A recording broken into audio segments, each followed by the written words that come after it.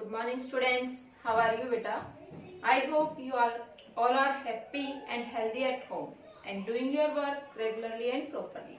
Students, today before starting our work, I want to tell a short story. Listen carefully. इस story में एक grandfather है, एक grandson है.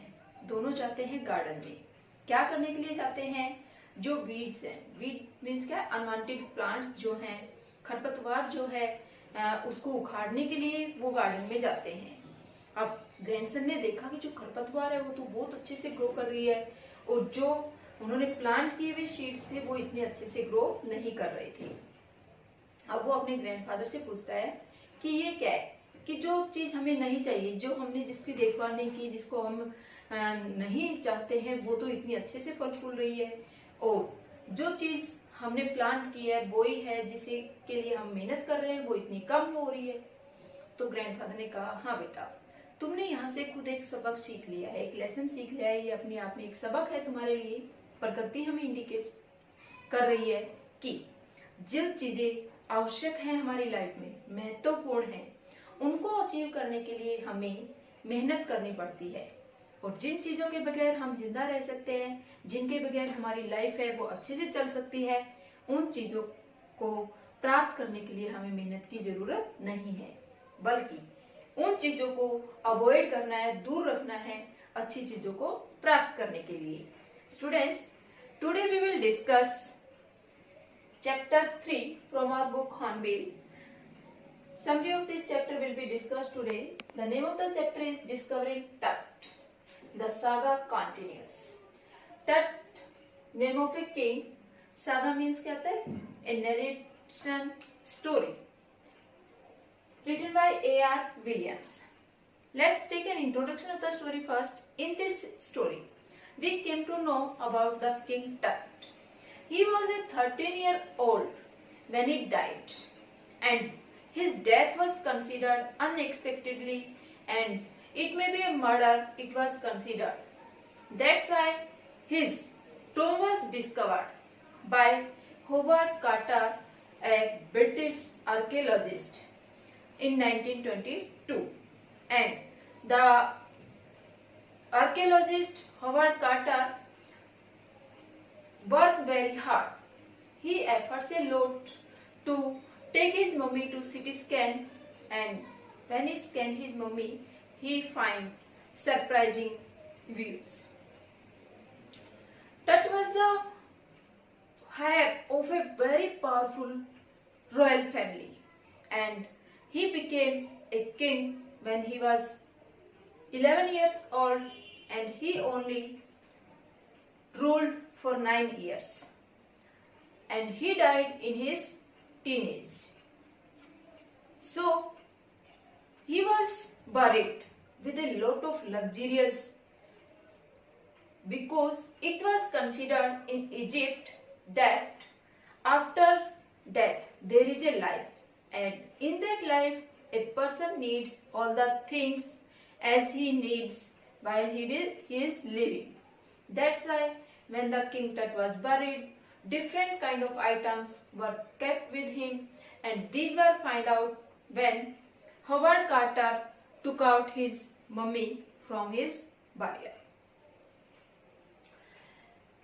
Let's take an introduction of the characters of this story. The main character of this story, number 1, is Jahi Hawass.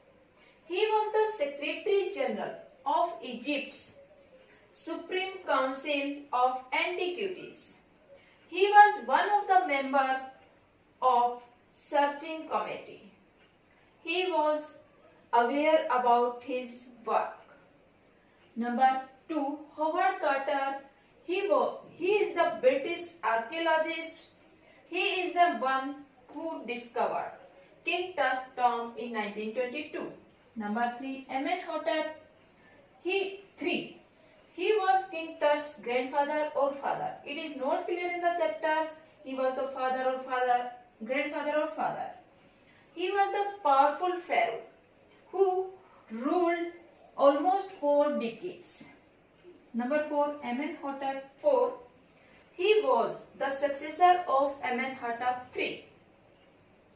He promoted the worship to Aten and changed his name to Akhenaten. He moved the religious capital also. Character number 5, Tut. His actual name was Tutankhaten. He was worldly known as King Tut. He was just a teenager when he became king. He also changed his name to Tutankhamun. He ruled for about 9 years and died unexpectedly. Students, now let's discuss the summary in detail. तट एक शक्तिशाली राज्य का शासक था। मिस्र में बहुत ही शक्तिशाली एक परिवार हुआ तट का, जिनमें से तट एक टीनेजर, जो कि टीनेज में ही डेथ हो गई जिसकी, और जिसकी डेथ का रहस्य आज तक बना हुआ है। उसका जीवन काल था 1370 BC टू 1352 BC, और आज से लगभग 3300 सालों पहले उसकी डेथ हुई। 3300 सालों पहले डेथ हो गई जिसकी, उसे दफना दिया गया। बड़े राजशाही ठाट बाट के साथ उसको दफना दिया गया। उसकी डेड बॉडी को प्रिजर्व करके रख दिया गया, मम्मीफाइड कर दिया गया। और क्योंकि राजशाही फैमिली से बिलोंग करता था, इसलिए सभी विलासिता की चीजें उसके साथ भी रखी गई। 1922 में उसकी मौत के 3300 सालों बाद 1922 में जब तट के शरीर को उसके मकबरे से, उसके टोम से बाहर निकाला गया, जिसको खोजा गया हार्वर्ड कार्टर के द्वारा, जो कि एक ब्रिटिश आर्कियोलॉजिस्ट थे। लोग सब भूल चुके थे तट के बारे में, क्योंकि 3300 साल उसकी मौत को हो चुके थे, उसको दफनाया जा चुका था, सभी लोग उसके बारे में भूल चुके थे। अब हार्वर्ड कार्टर ने 1922 में आकर के उसकी डेड बॉडी को, उसकी मम्मी को मकबरे से बाहर निकाला और उसका सीटी स्कैन किया। उसकी मृत्यु में नए जो बातें थी वो पता चली, मौत के बारे में, लाइफ के बारे में।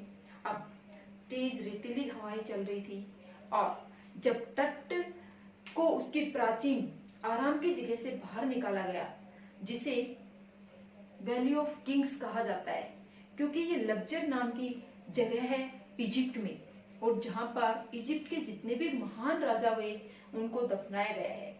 सभी जो किंग्स हैं उनके टोम्स वहां पर बनाए गए हैं, इसलिए इस जगह को वैली ऑफ किंग्स कहा जाता है।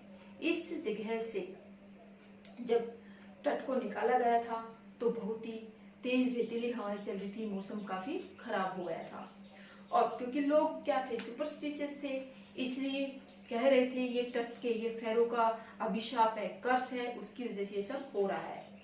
अब 5 जनवरी 2005 को फिर से तट के शरीर को शाम 6 बजे निकाला गया।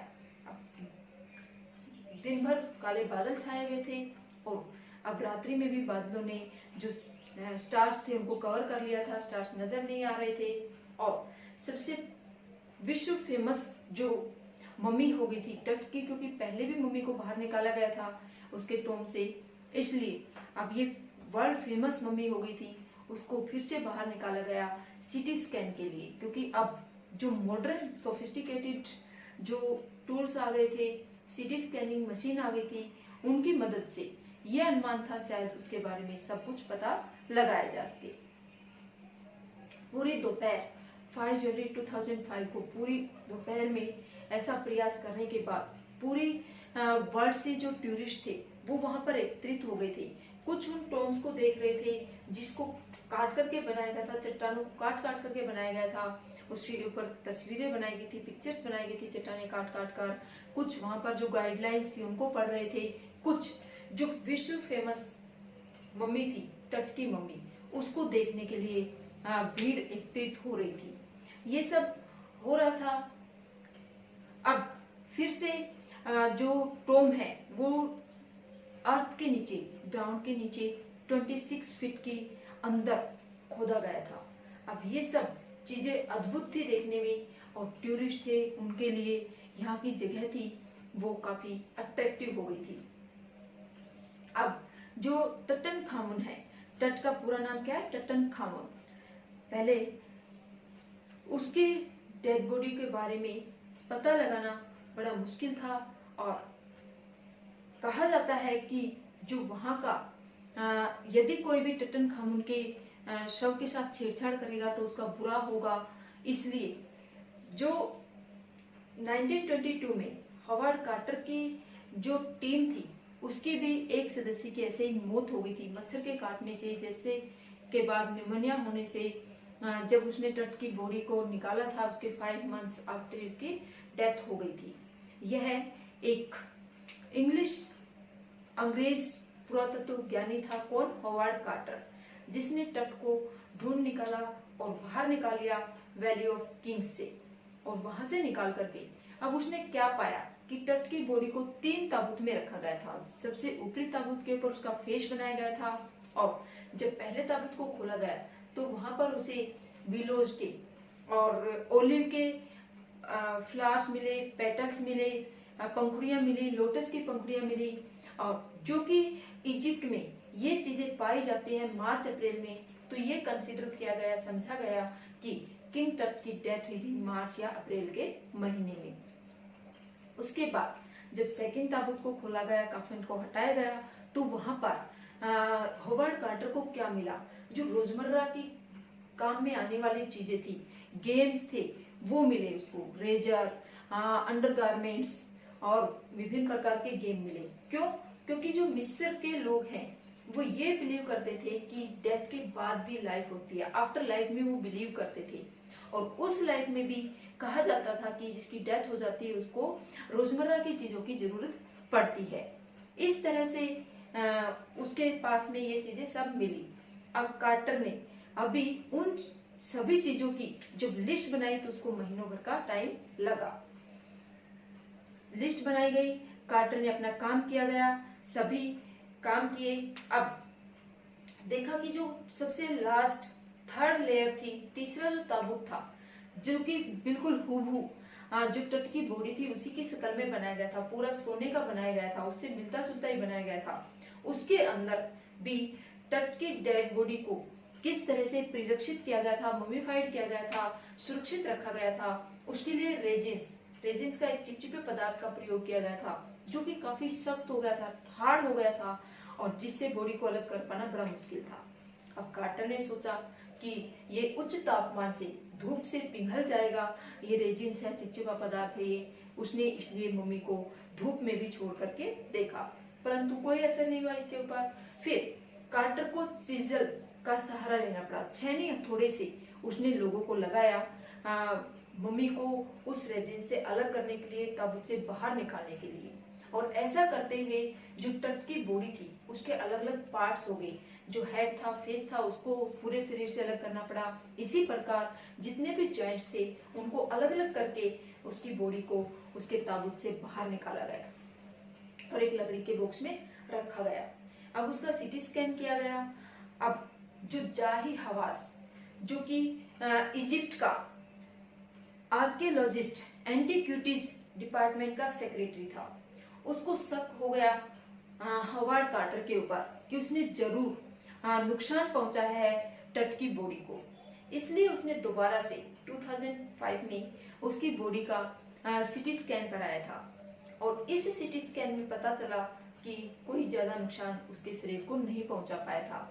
और जाही हवास बताता है कि तभी उसको थोड़ा सा चैन मिला, उसे रिलैक्स फील हुआ कि तट के शरीर के साथ ज्यादा छेड़खानी नहीं हुई है।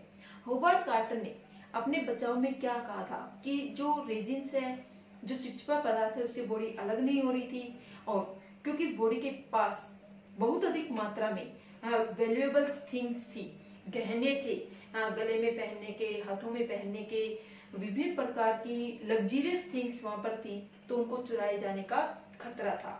इसलिए उसने बॉडी को रेजिन से अलग किया था और उसको सीटी स्कैन कराया था उस टाइम पे। अब तट का जो समय था, उसके जो किंगडम का टाइम था, रॉयल का टाइम था, वो बताता है कि वो लोग बड़े रिच होते थे रिच होते थे, इसीलिए वो ऐसे बिलीव करते थे कि मौत के बाद भी जीवन होता है। और क्योंकि वो रॉयल फैमिली से बिलोंग करते थे, अपने जो भी उनके पास प्रॉपर्टी होती थी, गोल्ड होता था, उसको वो अपने साथ ले जाने में विश्वास करते थे। इसलिए टट के बॉडी के साथ ये सब चीजें, नेकलेस, बाजूबंद, रिंग्स,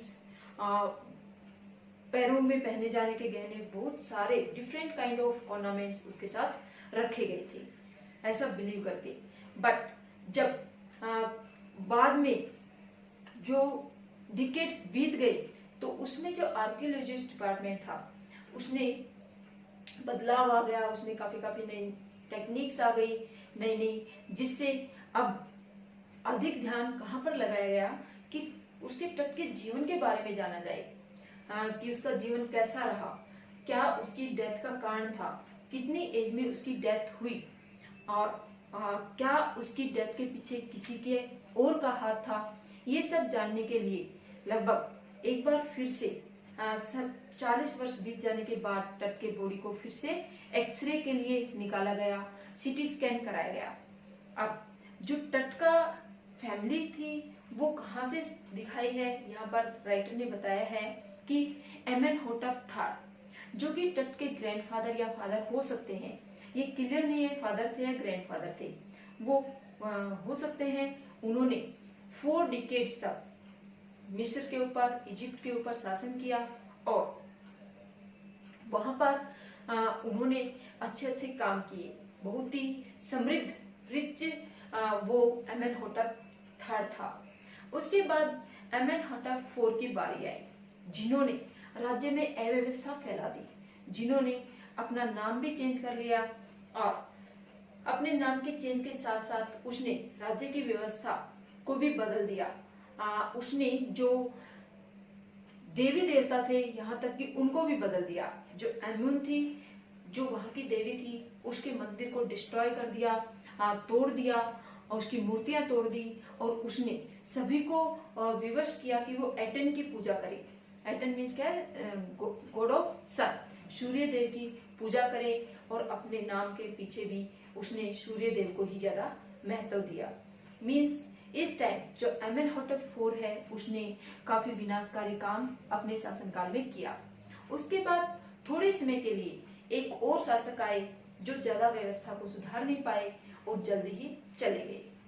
उसके बाद तट की बारी आती है, जो कि क्या था? टुटनखाटेन, जिसने भी अपने पहले की व्यवस्था को वापस स्थापित करने के लिए अपना नाम टुटनखाटेन से बदल करके टुटनखामुन रख लिया। यहाँ पर जो एमुन है वो देवी का नाम है, जिसके मंदिर तोड़े गए थे एमेनहोटेप 4 के द्वारा, और एमेनहोटेप 4 के द्वारा फैलाई गई व्यवस्था को सुचारू रूप से पहले वाले ही क्रियाकलाप लगाने के लिए टुटनखाटेन ने टुटनखामुन नाम धारण किया, और उसने एमुन की जो वर्शिप थी उसको ज्यादा बढ़ावा दिया, और राज्य में फिर से वही व्यवस्था स्थापित की। इस तरह से कुछ सुधार हो जाता है उनके शासनकाल में, बट अचानक अनएक्सपेक्टेडली उसकी डेथ हो जाती है, और किसी को भी उसकी डेथ के कारणों का नहीं पता चलता है। अब जो ये आर्कियोलॉजिस्ट हैं, जो रिसर्चर्स हैं, ये सभी मिलकर के बार बार उसकी मोमिफाइड जो बॉडी है उसको निकालते हैं, पता लगाने की कोशिश करते हैं कि उसकी डेथ का रीजन क्या था, और कब उसकी डेथ हुई, उसकी एज क्या थी उसकी डेथ के समय में। ये सब पता लगाने की कोशिश की जाती है, परंतु अभी भी ये जारी है, कुछ भी ऐसा नहीं हो पाया है। जब लास्ट टाइम उसके शरीर को निकाला गया था, तो बहुत मौसम खराब हो गया, धूल भरी आंधियां आ गई, और जो गार्ड था वहां पर एक, वो भी कह रहा था कि ये फेरो का अभिशाप है। और जैसे ही तट की बॉडी को स्कैनिंग के लिए सीटी स्कैन मशीन में डाला गया, तो वहां पर भी क्योंकि बॉडी के ऊपर अब रेत जम गया था, जिससे वो रेत है, वो जो कूलर्स थे, सीटी स्कैन के फैन थे, कूलर्स थे, उनमें जमा हो जाता है, और मशीन चौक हो जाती है, चल नहीं पाती है। फिर व्हाइट फैंस लगाए जाते हैं, बाहर से फैंस की हेल्प ली जाती है, और बड़े आराम पूर्वक बॉडी की स्कैनिंग की जाती है, जिसमें पता लगता है कि बॉडी को ज्यादा नुकसान नहीं पहुंचा गया है। ये जाई हवास की जिद थी कि जो हावर्ड कार्टर है उसके ऊपर वो आरोप लगा रहा था हावर्ड कार्टर ने ज्यादा नुकसान पहुंचा दिया है।